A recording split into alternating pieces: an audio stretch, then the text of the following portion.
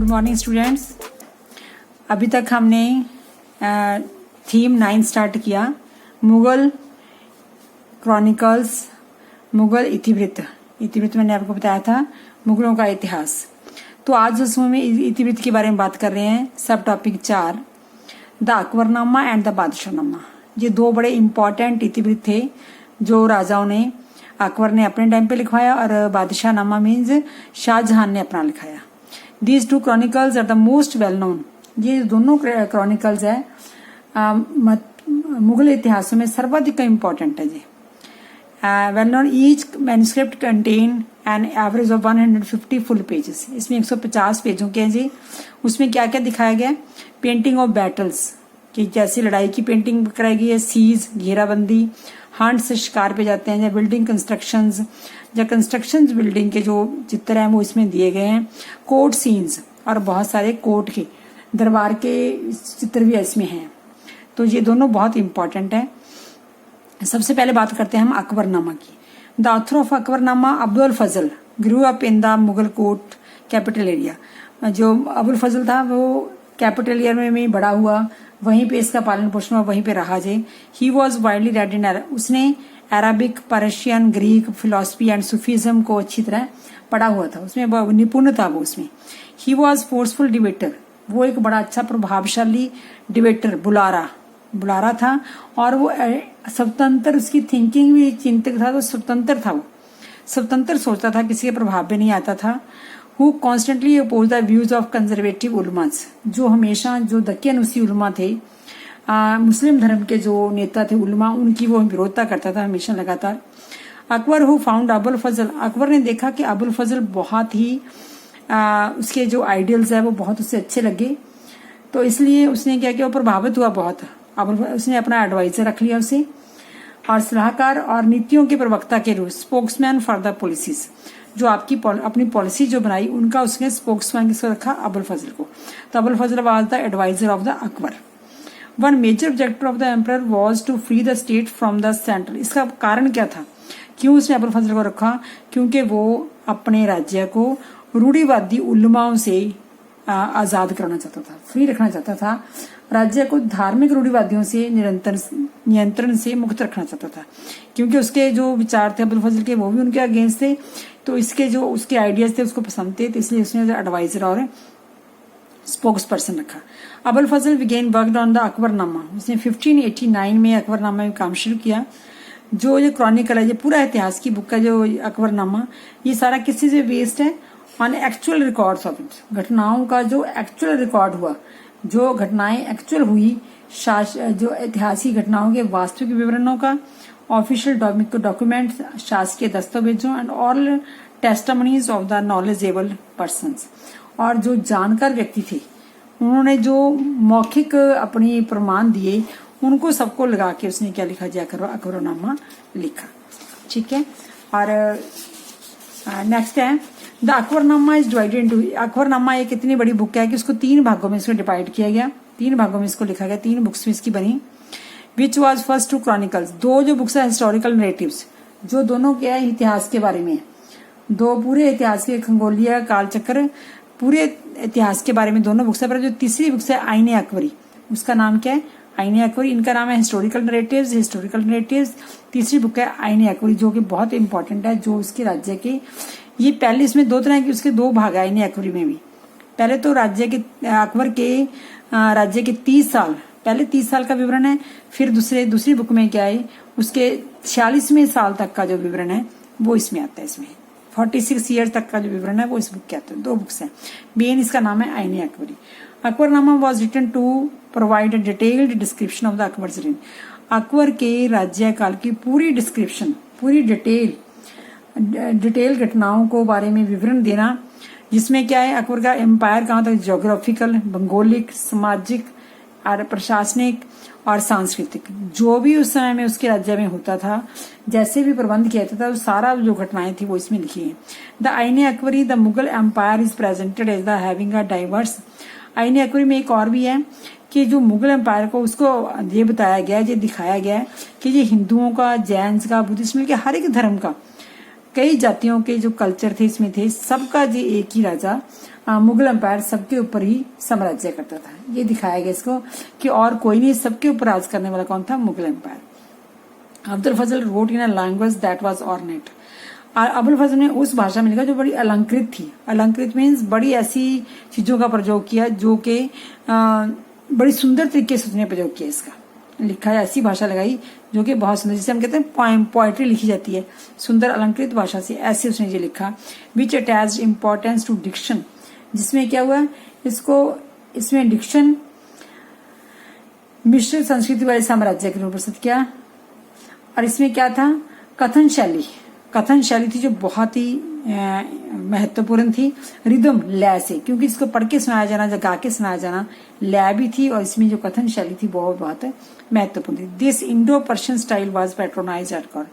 ये Indo Persian जिसमें भारतीय और फारसी शैली को अपनाया गया, जिसको कि दरबार में संरक्षण मिला हुआ था। दरबार में जिसकी इंपॉर्टेंट थी, जिस भाषा की, इंडो और पर्शियन भाषा।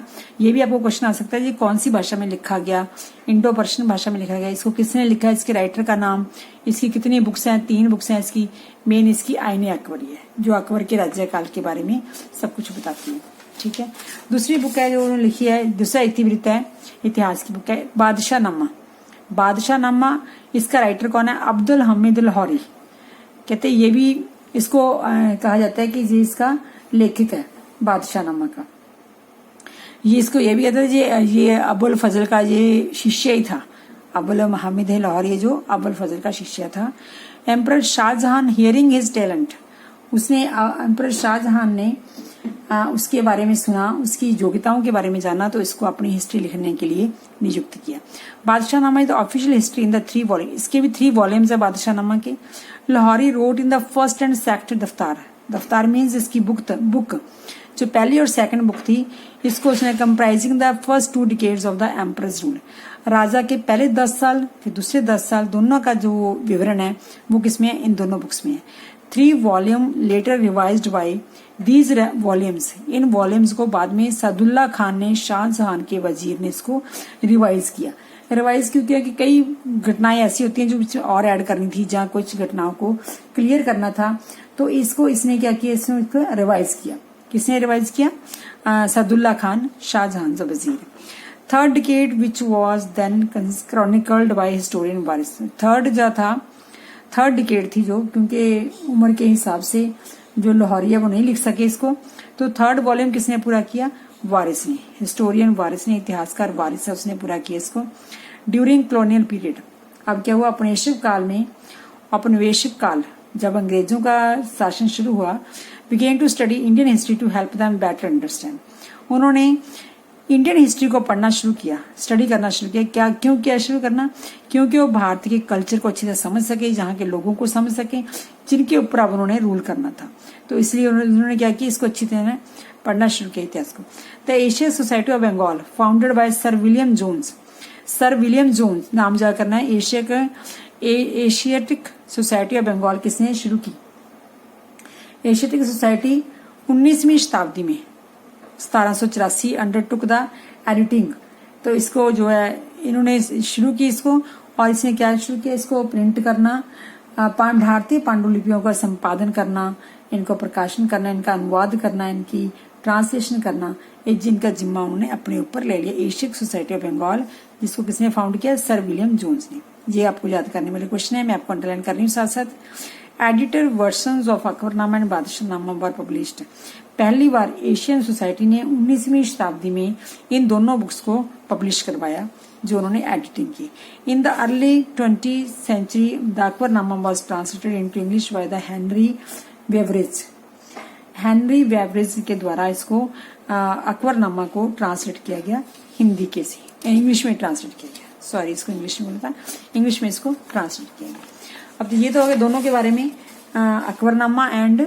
इसमें से इम्पोर्टेंट क्वेश्चन यही है कि कौन इसके राइटर है, दोनों के राइटर, ऑथर कौन है इसके, और इसमें क्या किसके बारे में लिखा हुआ है ज्यादा, तो ये सारा आपने बताना। अब अगर हमारा अगला टॉपिक है आइडियल किंगडम, आदर्श राज्य, द डिवाइन लाइट, एक दैवीय प्रकाश। जैसे हमने पहले ही पढ़ा था, अर्ली हिस्ट्री में पढ़ा था राजा अशोक का, जैसे उसके बारे में भी कहा जाता है कि जो उसे शक्ति मिली है उसके राज्य करने की, जो शक्ति गाइडेंस मिली है वो कहाँ से मिली है, भगवान के द्वारा शक्ति दी जाती है। तो ऐसे जो मुगल राज्य थे वो भी अपने आप को कहते थे कि दैवीय प्रकाश के द्वारा हमें शक्ति मिली है। कोर्ट क्रॉनिकल्स, जो उनके इतिहास दरबारी इतिहासकारों ने कई साक्ष्य दिए ये शो करने के लिए कि मुगल किंग्स की जो शक्ति है वो डायरेक्टली भगवान के द्वारा आई है, डायरेक्टली ईश्वर के द्वारा जो शक्ति मिली है उनको राज्य करने की। इसे कई साक्ष्य दिए। क्या साक्ष्य दिए? पहले तो वन ऑफ द लीजेंड्स, कुछ कहानी है जैसे कहते हैं कि मंगोल क्वीन, जैसे आपको पता ना बाबर की जो मदर की तरफ से था वो मंगोल में था। मंगोल क्वीन अलाना कुआ की कहानी है। Who was impregnated by the ray of sun. वो कहते हैं कि सूर्य की रोशनी के साथ वो प्रेग्नेंट हुई। While resting in the tent, जब टेंट में रेस्ट कर रही थी तो प्रेग्नेंट कैसे हुई? सनशाइन, सूर्य की रोशनी द्वारा। तो ऑफस्प्रिंग शी बोर, जो उसका बच्चा हुआ वो डिवाइन लाइट से हुआ। और ये डिवाइन लाइट दैवीय शक्ति है, जो दैवीय रोशनी है, ये जनरेशन टू जनरेशन पास होती गई। कहने का मतलब जो सारे मुगल किंग है उनकी शक्ति कहाँ से मिली है? उनको भगवान से मिली है ये शक्ति। ये इनका कहने का तात्पर्य है। Abul Fazl place Mughal kingship as the highest place. Mughal जो अबुल फजल था वो मुगल राजाओं को सबसे ऊंची जगह पे रखता है, जिनको भगवान की रोशनी जिनसे मिली है, जिनको रिसीव हुई है, वो सबसे ऊपर उसमें है। Paintings that accompanied the narrator's of the chronicles transmitted, जो पेंटिंग्स है, ये तो बुक्स में तो लिखा ही है उनको कि उनको ये मिली। पेंटिंग्स भी इसके बाद में है। accompanied the narratives of the chronicles transmitted these ideas, यही आइडिया जो उनकी पेंटिंग भी शो करती है। in a way that left a lasting impression on the minds of the viewers, जो उस पेंटिंग को देखता है उसे देख के लगता है कि ये वाकई क्या है, ये भगवान के द्वारा इनको शक्ति मिली। जैसे एक पेंटिंग मैं आपको दिखा रही हूँ जहाँ पे 9.5 पेंटिंग है, जिसमें जहांगीर दिखाई दे रहे हैं आपको, जिन्होंने अच्छी तरह हार वगैरह डाले हुए हैं, कलर्ड कपड़े पहने हुए, वो कौन है? जहांगीर है। और उनके हाथ में एक चित्र पकड़ा हुआ है जो अकबर का है। अकबर ने कौन से कपड़े पहने हुए हैं? व्हाइट। अकबर ने कौन से कपड़े पहने हुए हैं? व्हाइट कपड़े पहने हुए हैं। और जो ये शो करते हैं सूफी जो लोग थे, जो अकबर सफेद शौक में है, सफेद रंग किसका है? सूफी परंपराओं का है कि जो सूफी लोग होते हैं वो भगवान को उनकी जो आत्मा है वो भगवान के साथ मिल जाती है। तो इसमें पिक्चर में क्या दिखाया गया है कि अकबर एक चित्र में एक गोला सा उनको दे रहे हैं, ग्लोब है जिसे हम कहते हैं ग्लोब धरती का। तो क्या है कि वो उनको दे रहे हैं ग्लोब जी कि मैं अपना जो अब मेरा राज्य है, जो मेरी प्रॉपर्टी है, जो मेरा राज्य है, जो तो वो मैं क्या राजवंशी सत्ता है जो वो मैं तुम्हें दे रहा हूँ, राजवंशी सत्ता। ये दिखाया गया इस पिक्चर में। और इसको बनाया किसने? अबुल हसन ने। अबुल फजल झारखंड, अबुल फजल अलग गया, अबुल हसन ने जो इसको इस पेंटिंग को बनाया है। और इसमें एक दोनों चित्रों के आसपास आप देख रहे हो लाइट सी दिखाई दे रही है, लाइट जैसे सूर्य की किरणें जैसे लाइट आती है, दोनों चित्रों में दिखाई दे रही है। इसका मतलब क्या है? What were the source of light in this painting, जो सोर्स ऑफ लाइट है इस पेंटिंग में क्या है? दैवीय शक्ति है कि भगवान की तरह ये शक्ति है, भगवान की तरफ से जो लाइट उनको दी जा रही है, क्योंकि वो उसके प्रतिनिधि है, भगवान के प्रतिनिधि है, इसलिए उनके लाइट दी जा रही है। आप देखोगे जैसे हमारे भी चित्र हम देखते हैं, भगवान के चित्र देखते हैं हमारे, जैसे गुरु नानक देव देखते हैं, जहाँ भगवान राम की देखते हैं, जहाँ कृष्ण जी के देखते हैं, तो उनके आसपास लाइट होती है। वो क्या शो करती है कि ये दैवीय शक्तियां जी। तो इसलिए राजाओं को भी चित्रकार थे ये दिखाते थे कि ये दैवी शक्तियां। इससे क्या होता था, लोगों पर बड़ा इंप्रेशन पड़ता था कि ये जो है ये भगवान की तरफ से भगवान ने ये भेजे हुए हमारे ऊपर राज्य करने के। तो जहां मैंने 2-3 क्वेश्चन भी दिया। How does this painting describe the relationship between father and the son? पिता और पुत्र में क्या रिलेशन दिखाया है कि पिता ने अपनी राज्य की सत्ता को अपने बेटे, जैसे आमतौर पर देते हैं सारे अपने बेटे को, कि पिता ने अपने राज्य की सत्ता को अपने बेटे को दिया। What are the source of light in this painting? इस पेंटिंग में सोर्स ऑफ लाइट क्या है? भगवान की दैवीय शक्ति। Who made this painting? इस पेंटिंग को किसने बनाया? ये पेंटिंग किसने बनाई है? अबुल हसन ने बनाई है। तो जी आपने क्वेश्चन तीनों लिखने हैं। आप बुक में से देख सकते हो 9.5 मैंने जो जहां पे लगाया है पिक लगाई है वो आप बुक में भी आपकी है। आगे है यूनिफाइंग फोर्स, जो इन सबको सुलह कुल का तरीका, एकीकरण का एक स्रोत है। एकीकरण में सबको इकट्ठा करने का तरीका Sulh Kul. Mughal chronicles present that the source of all peace. Mughal chronicle means Mughal इतिहास है जो ये शो करते हैं कि जो शांति का और स्टेबिलिटी का जो एक ही वो था सोर्स था, वो कौन था? एम्परर। बादशाह था जो अनेक तरह के धर्मों के लोगों को, हिंदू है, जैन है, जहाँ मुसलमान है, सबको इकट्ठा रखने का सोर्स कौन है? एक एम्परर है, जो कि सब धर्मों से ऊपर है और सब जातियों से ऊपर है। वो क्या करता है? सबके बीच में मध्यस्थता का काम करता है कि ये काम जस्टिस और पीस प्रिवेल करने के लिए, जस्टिस और पीस को, शांति को लागू करने के लिए, शांति को स्थापित करने के लिए वो क्या एक मध्यस्थता का काम करता है emperor. Abul Fazl describe the idea of sulh-i-kul, absolute peace. Abul Fazl में एक आइडिया दिया, describe the idea, sulh-i-kul means absolute, पूरी शांति, पूर्ण शांति, on the cornerstone of the enlightened rule. जो इस इतनी प्रबुद्ध जो ये राज्य था, उसका सबसे बड़ा जो है कहते हैं आधारशिला, आधारशिला कौन सी है? सुलेकुल। हम कहते हैं ना अकबर का राज्य बहुत फैला हुआ था, जो अकबर के सब लोगों के ऊपर राज करता था, बड़ी शांति थी उस समय में। तो यही कारण है कि जो सुलेकुल की नीति उसने अपनाई। In sulh-i-kul all religions had freedom of expression. Sulh-i-kul का जी मीनिंग ही यही है। सुलेकुल का अर्थ क्या है?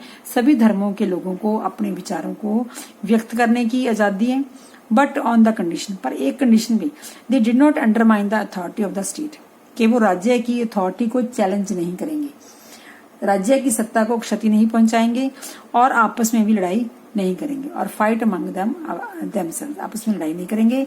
तो ये कारण सुलेकुल क्या है? आप समझ आ गई सुलेकुल का, कि हर धर्म के लोगों को अपने विचार व्यक्त करने की आजादी है, परंतु वो एक कंडीशन के ऊपर कि वो राज्य सत्ता को चैलेंज नहीं करेंगे, राज्य सत्ता को नुकसान नहीं पहुंचाएंगे और आपस में लड़ाई नहीं करेंगे। The idea of sulh-i-kul was implemented through state policies. राज्य की पॉलिसी द्वारा, राज्य की नीतियों द्वारा इसको लागू किया गया। The nobility under Mughal was a composite one comprising Iranian, Turanian, Afghans, Rajput.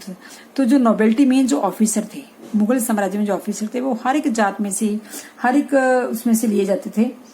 अभिजात जो मिश्रित किस्म के थे, ईरानी भी थे उसमें, तुरानी थे, अफगानी थे, राजपूत थे, दक्षिणी लोग भी थे, सब उसमें शामिल किए हुए थे। द पोजीशन एंड अवार्ड्स, जो उनको पद और जो उनको इनाम वगैरह दिए जाते थे, पुरस्कार दिए जाते थे, वो सिर्फ service and loyalty to the king, जो उसकी सर्विस होती थी, सेवा, जहाँ उसकी जो वफादारी थी राजा की तरफ, उसको देख के इनाम दिए जाते थे, ना कि किसी अपनी किसी भी किस्म के अपनी जात जहाँ अपनी उसमें नहीं थे उनको दिए जाते। ठीक है, ये अफगानी इसको तांजे, ईरानी तब ऐसे नहीं, उनकी सेवा के ऊपर उनको ध्यान दिए थे। अकबर एबॉलिस्ट सुलेकुल को अपनाते हुए उसने दो काम किए, सुलेकुल नीति जिससे चल सके। उसने टैक्स, जो यात्रा टैक्स था, यात्रा टैक्स में जो लोग धार्मिक यात्रा करने जाते थे उनके ऊपर टैक्स लगाया गया था। किसके द्वारा लगाया गया था? हुमायूं के द्वारा लगाया गया था या बाबर के द्वारा लगाया गया था। उसको उसने खत्म किया 1563 में। और जजिया इन 1564, और जजिया टैक्स जो इनके ऊपर लगाया जाता था वो कब खत्म किया उसने? 1564। 2 सालों में दोनों टैक्स जो नॉन मुस्लिम्स पे लगाए जाते थे उनको खत्म किया। As two are based on the religious discrimination, दोनों ही धार्मिक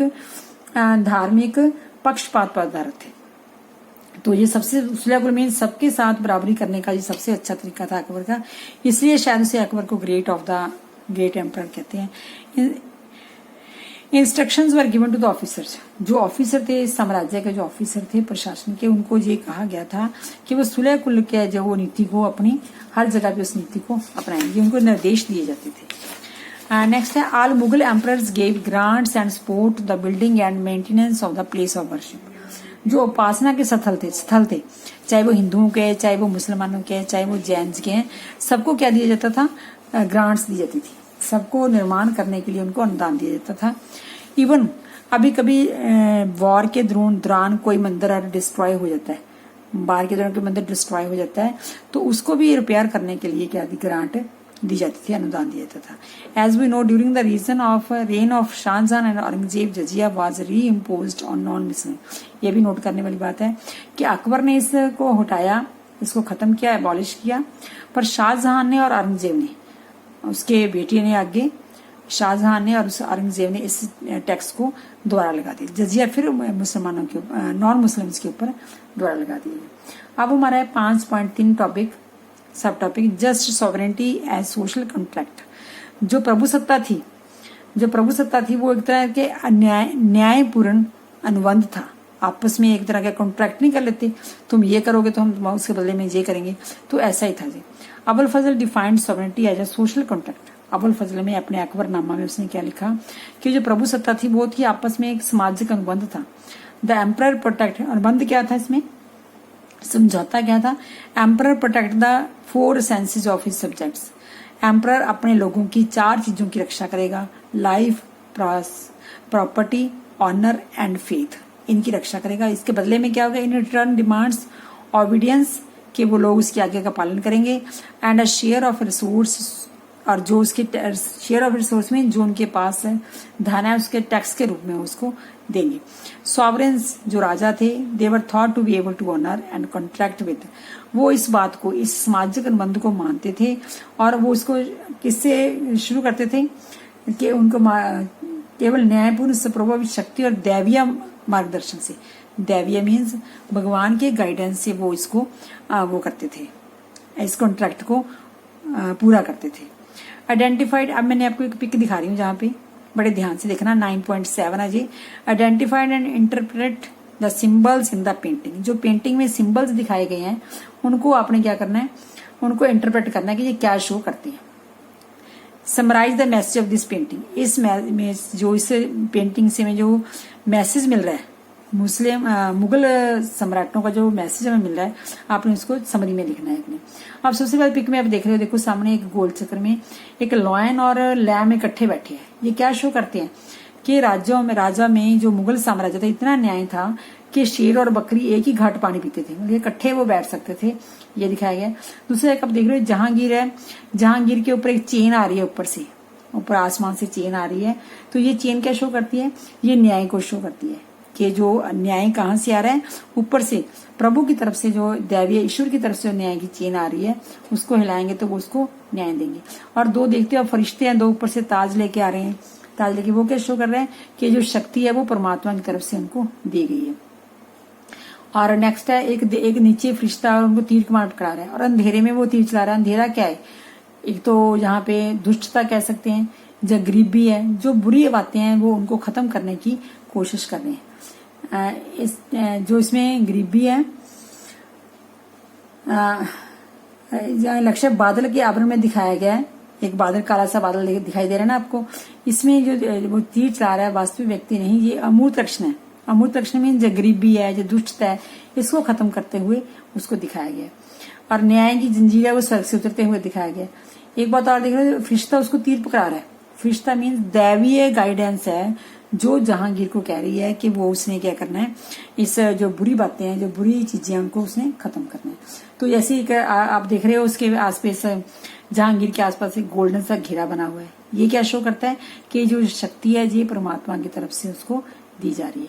तो ये किसके द्वारा बनाया गया चित्र है जी, ये भी चित्र अबुल हसन के द्वारा बनाया गया। अबुल, तो जी अपने ये दोनों क्वेश्चन आपने लिखने हैं, मैंने सारा आपको बता दिया इसमें। अब है हमारे असाइनमेंट क्वेश्चंस। असाइनमेंट जो इसी वीडियो में से है, हु रोट अकबरनामा, बड़ी इजी है। अकबरनामा किसने लिखा, what are the views of Abul Fazl about painting, painting के बारे में अबुल फजल क्या कहता है, ये हमने पहले पढ़ा था। चित्रकार के बारे में अबुल फजल क्या पहली वीडियो में आया था, आप यहाँ पे पहली वीडियो देख सकते हैं उसके। इस क्वेश्चन के लिए आप अगर आपने क्वेश्चन नहीं लिखा भी तो पहली वीडियो में चित्रकारी के बारे में उन्होंने बताया था। Why was Akbar impressed by Abul Fazl, Abul Fazl से क्यों इम्प्रेस हुआ उसने, क्यों उसे अपना एडवाइजर बना लिया उसने। अकबर अबुल फजल से क्यों प्रभावित था। Name 2 important illustrated Mughal official histories, name their author. दोनों हिस्ट्रियों के नाम लिखने हैं, नाम पता ही हमने ये पढ़ा था, अकबरनामा एंड शाहनामा, अकबरनामा एंड बादशाहनामा, दोनों के नाम लिखना और उनके राइटर कौन है ये भी लिखना है आपने। Who founded the Asiatic Society of Bengal, Asiatic Society of Bengal किसने बनाई, एंड व्हेन कब बनाई। Tell any one work done by it, क्या काम इसने किया उस किसी का एक का नाम लिखो। Explain any 2 works done by Akbar to enhance the idea of sulh kul, sulh कुल क्या था, सुलह कुल की आइडिया को बढ़ाने के लिए अकबर ने कौन से काम किए। 2 काम किए, जजिया उठाया और एक रिलीजियस टैक्स, जो रिलीजियस से जाता है पिलग्रिमेज टैक्स था वो हटाया उसने। Describe the characteristics feature of the Mughal chronicles. अब जो मुगल क्रॉनिकल्स में पढ़ रहे हैं इसके बारे में, इनके फीचर्स लिखने हैं आपने कि क्या क्या इसकी विशेषताएं क्या है, कौन सी भाषा में लिखा हुआ है, किसने लिखा, कैसे लिखा, क्या क्या इसमें इन्फॉर्मेशन है, वो सब इसमें आएगा आपका। मुगल इतिवृत्तों की महत्वपूर्ण विशेषताएं क्या थी, वर्णन करें।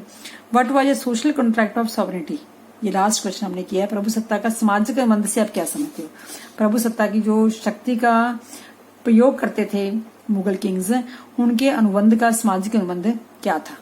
तो ये हमने क्वेश्चन सारे इसमें कर लिए, मैंने मोस्टली इनके आंसर भी बता दिए आपको। अगर आप, मैंने साथ में ये इसका भी लिंक दिया हुआ है जहाँ पे आप 7th क्वेश्चन मिलेगा अबुल फजल अबाउट पेंटिंग, तो ये आपको लिंक दिया, साथ इसको खोल के आप इसको देख सकते हो। ओके, थैंक यू बेटा। अगर आपको समझ आता है तो प्लीज कमेंट कर दिया करो, ठीक है। Okay, thank you, do your work properly, thank you.